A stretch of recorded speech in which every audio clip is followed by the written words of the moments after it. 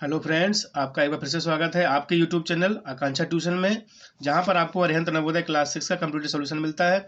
आज की वीडियो में हम लोग पढ़ेंगे चैप्टर 2 गणित का है, पूर्ण संख्याओं पर चार आधारभूत संक्रियाएं, जिसमें हम लोग अभी आप इंट्रोडक्शन की बात कर रहे हैं, आपको समझा रहे हैं कि इस चैप्टर में आपको क्या क्या पढ़ने को मिलेगा। तो अगर आप ये हमारा वीडियो पूरा देख लेते हैं तो आपको चैप्टर अच्छे से समझ में आएगा। तो अगर आप हमारे चैनल पर नए आए हैं तो हमारे चैनल को अभी सब्सक्राइब कर लीजिए, जिससे हमारी वीडियो सबसे पहले आप तक पहुंच सकें। चलिए पढ़ते हैं। इकाई तत्व या तत्समक, तत्समक अवयव बोलते हैं इसको, योग की संक्रिया के लिए शून्य को तत्समक अवयव कहते हैं। मतलब शून्य को तत्समक अवयव क्यों कहते हैं? इसका रीजन ये है, जैसे कोई नंबर आपके पास हो, जैसे हुआ 5 to 54, इसमें आप 0 जोड़ दो तो क्या आंसर आएगा? कोई आंसर में परिवर्तन होगा? जो 54 था वो 54 ही बना रहा। ठीक है, चाहे 0 में आप 5 को जोड़ दो तो आंसर क्या आएगा? 5 ही आएगा। मतलब 0 को किसी भी पूर्ण संख्या में जोड़ने पर वही पूर्ण संख्या आती है, उस पर कोई परिवर्तन नहीं होता, इसलिए 0 को योग का तत्समक अवयव कहते हैं। चाहे 0 में कुछ जोड़ दो और चाहे किसी भी संख्या में 0 को जोड़ दो, वही संख्या आती है, इसीलिए इसको हम 0 को योग का तत्समक अवयव कहते हैं। जबकि गुणा की संक्रिया के लिए 1 को तत्समक कहते हैं। देखो, 5 में 1 का मल्टीप्लाई किया, क्या आएगा? 5 आएगा। मतलब 1 का यहाँ कुछ करने से कुछ बदला? कुछ नहीं बदला, जो था वही रहा। मान लीजिए आपके पास 60 है, आपने इसमें 1 से मल्टीप्लाई किया तो 60 ही आएगा। मान लो 1 में आपको 75 से मल्टीप्लाई करना है तो 75 आएगा। मतलब 1 में किसी भी संख्या से गुणा करने पर वही संख्या आती है, इसलिए 1 को गुणा की संक्रिया का तत्समक अवयव या इकाई तत्व कहते हैं। ठीक है, आया समझ में? अब चलते हैं हम लोग -1 की घात सम।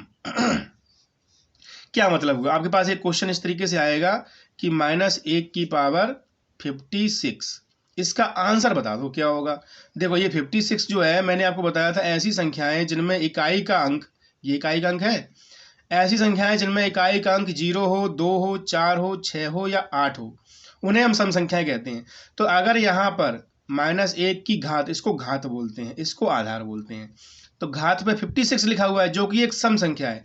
जब भी आपको -1 की घात में कोई सम संख्या लिखी मिलेगी तो आप उसका आंसर 1 लिखेंगे। ठीक है, 1 लिखेंगे या फिर +1 भी लिख सकते हैं। +1 कोई कंपलसरी नहीं होता है, आप डर मत जाना। +1 लिखो या केवल 1 लिखो, एक ही बात होती है। वैसे ही मान लीजिए यहाँ पर एक संख्या और है मेरे पास जिसमें -1 की पावर 1000 लगी है। ठीक है, 1000 भी एक सम संख्या होती है, इसलिए इसका आंसर भी 1 आएगा। ठीक है, अब यहाँ विषम वाला देख लो। जैसे -1 की पावर आपकी लगी हुई 27 क्या होती है? एक विषम संख्या होती है, क्योंकि इसके इकाई के अंक पे एक विषम संख्या है, इसलिए ये विषम संख्या है।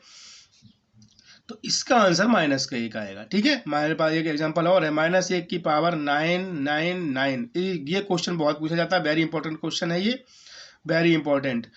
तो इसमें -1 की पावर 999, मतलब ये एक क्या है? विषम संख्या है। तो जब किस -1 की पावर विषम संख्या होती है तो आंसर -1 आता है। ठीक है, ये हो गई आपकी घातों वाला। अब हम आते हैं शून्य के गुण। शून्य के गुण जो मैंने अभी आपको सिखाया है कि शून्य को किसी में जोड़ो तो कोई परिवर्तन नहीं पड़ता है, और शून्य को, अब देखो शून्य के, मैं फिर से समझा देता हूँ। शून्य में मान लीजिए आपने 5 जोड़ा तो क्या आंसर आया? 5। मतलब शून्य में कोई संख्या जोड़ने पर वही संख्या आती है, और किसी संख्या में शून्य को जोड़ने पर भी वही संख्या आती है। अब माइनस पे आते हैं। मान लीजिए हमें 8 में से शून्य को घटाना है तो क्या आंसर आएगा? 8 ही आएगा। लेकिन गलती से भी आपने शून्य में से 8 घटा दिया तो 8 नहीं आएगा, तो -8 आएगा। बोलो क्यों? क्योंकि 0 में से 8 तो घटेगा नहीं, क्योंकि 0 होता है छोटा, 8 होता है बड़ा।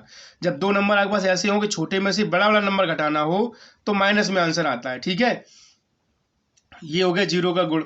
और एक है कि किसी भी संख्या में 0 से मल्टीप्लाई करो तो क्या आंसर आता है? 0। मान लीजिए 0 में मुझे 60 का मल्टीप्लाई करना है तो 0 ही आएगा। मतलब 0 में किसी संख्या का गुणा करने पर 0 ही आता है। लेकिन चलिए भाग करते हैं, मुझे 0 में भाग करना है 15 का, तो आपका आंसर 0 आएगा। लेकिन गलती से भी अगर आपने 61 में 0 से डिवाइड किया, मतलब 0 से भाग किसी संख्या में करने पर आंसर कोई नहीं आता है। ठीक है, इसको हम लोग बोलते हैं अपरिमित। ठीक है, अपरिमित। मतलब 0 का किसी भी संख्या में भाग करोगे तो अपरिमित आएगा, और अगर 0 में किसी संख्या से भाग करोगे तो 0 आएगा। ये होते हैं शून्य के गुण। तो आज की वीडियो में सिर्फ इतना ही, मिलते हैं अगले वीडियो में, तब तक के लिए थैंक यू।